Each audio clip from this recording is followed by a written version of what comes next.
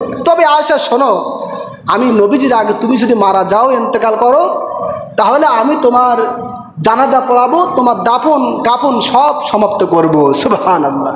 স্বামী এবং স্ত্রীর মাঝে কথা হচ্ছে, সুবহানাল্লাহ।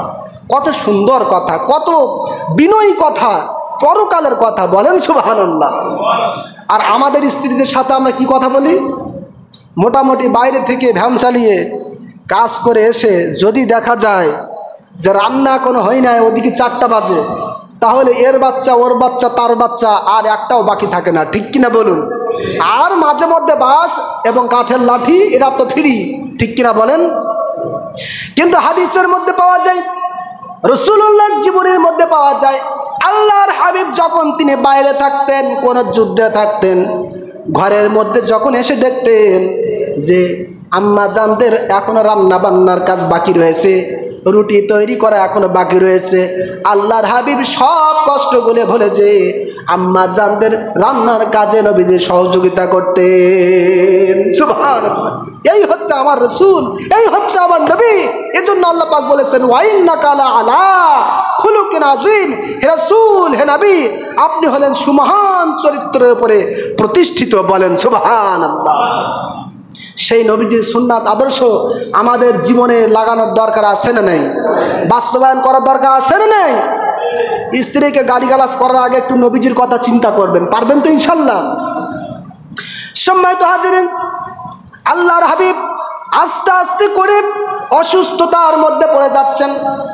আল্লাহর হাবিব বললেন, আয়েশা, আমার যে স্ত্রীরা রয়েছে তাদের সকলকে ডাক দিয়ে দাও, সকলের সাথে আমি কথা বলতে চাই। আল্লাহর হাবিবের ওই সময় একাধিক স্ত্রী ছিল, সকলে চলে আসলেন। আসার পরে নবীজি বললেন, রে আমার প্রিয়তমা স্ত্রীরা, আমি নবীজি নিজের শরীরটা একটু অসুস্থতা বোধ করতেছি, অসুখ অবস্থা মনে করতেছি, কাজে এই অসুস্থ অবস্থায় আমি যদি আয়েশার ঘরে থাকতে চাই, তোমাদের কোনো আপত্তি আছে নাকি? আর তোমরা যদি অনুমতি দাও তাহলে আমি আয়েশার ঘরে সময়টা কাটাতে চাই। সুবহানাল্লাহ। কত ইনসাফের নবী, কত সঠিক বিচারের নবী, বলেন সুবহানাল্লাহ। একাধিক স্ত্রীর সাথে কেমন ব্যবহার করতে হবে সেটা নবীজি হাতে কলমে দেখিয়েছেন, ঠিক কিনা? আজকে বহু মানুষ বলে নবীজির কেন একাধিক স্ত্রী ছিল? আপনি তো বোঝেন নাই যে নবীজির কেন একাধিক স্ত্রী ছিল। প্রত্যেক স্ত্রী গ্রহণ করার পিছনে হাজারো অসংখ্য কারণ আছে না নাই? জোরে বলেন, আছে না নাই?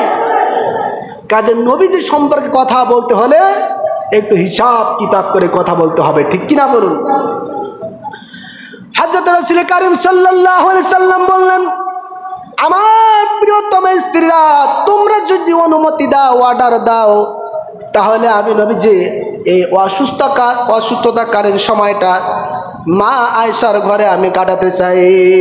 সুবহানাল্লাহ। সকল স্ত্রী অনুমতি দিলেন, বললেন, ইয়া রাসূলুল্লাহ, ইয়া হাবিবাল্লাহ, আমাদের চেয়ে আয়েশার বয়সটা একটু কম, কাজে আপনার অসুস্থতাকালীন সময়ে আপনার সেবা করার জন্য আয়েশা আমাদের চেয়েও আরো বেশি উপযুক্ত, বলেন সুবহানাল্লাহ। তাহলে এখান থেকে বোঝা গেল, খুব ভালো করে বুঝবেন কিন্তু, আখিরি সার সব অনুষ্ঠান আলাম আর গেলাম, শেষ করলাম দোয়া না, এর মধ্যে যে কত শিক্ষা রয়েছে আমাদের জানার দরকার আছে না নেই?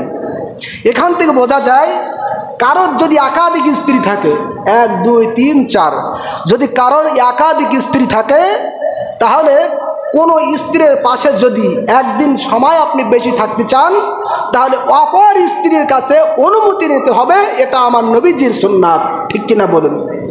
আপনি একজন ছোট স্ত্রীকে নিয়ে আপনি দেশ থেকে দেশান্তর হয়ে যাবেন, এলাকা ছেড়ে যাবেন, বড় স্ত্রী তার বউ বাচ্চা তার সন্তানদেরকে নিয়ে ধুকে ধুকে মরবে, এই অথরিটি, এই হুকুম, এই অর্ডার ইসলাম আপনাকে আমাকে দেই নাই, ঠিক কিনা বলুন?